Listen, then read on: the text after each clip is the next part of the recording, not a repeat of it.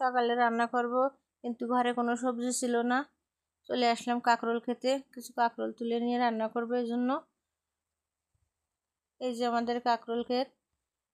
যারা আগে কখনো কাঁকরোল ক্ষেত দেখেননি, কাঁকরোল গাছ দেখেননি, দেখেন অনেকগুলো কাঁকরোল কিন্তু হয়েছে। আর কাঁকরোল গাছগুলো কিন্তু এরকম হয়, বানটা ঠিকভাবে দেওয়া হয়নি, এই জন্য ভালো দেখা যাচ্ছে না। যাই হোক, আমি কিন্তু অনেকগুলোই কাঁকরোল দেখা যাচ্ছে, তুলে নেব সবগুলো। এপাশে মনে হচ্ছে আর কাঁকরোল নেই, এখন ভিতরে যেতে হবে। ভিতরে কিন্তু সোজা হয়ে যাওয়া যাবে না, কারণ এই যে মাথায় বেঁধে যাচ্ছে, জন্য বসে বসেই তুলতে হচ্ছে কাঁকরোল। আর এই কাঁকরোলটা সবুজ রঙের হয়, পাতাও সবুজ, এই জন্য সহজে কিন্তু চেনা যায় না, খুব খেয়াল করে দেখতে হয় কাঁকরোলগুলো। আমি ভিতরেও কিন্তু অনেকগুলো কাঁকরোল পেয়েছি, আর ওপাশে আরও অনেকগুলো আছে।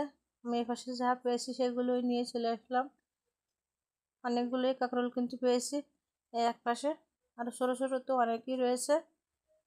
যা পেয়েছি এতে আমার রান্না করা হয়ে যাবে। আর এইটা খেতে কিন্তু খুব মজা হয়, কারণ এটা দেশি কাঁকরোল, স্বাদ দেওয়া না।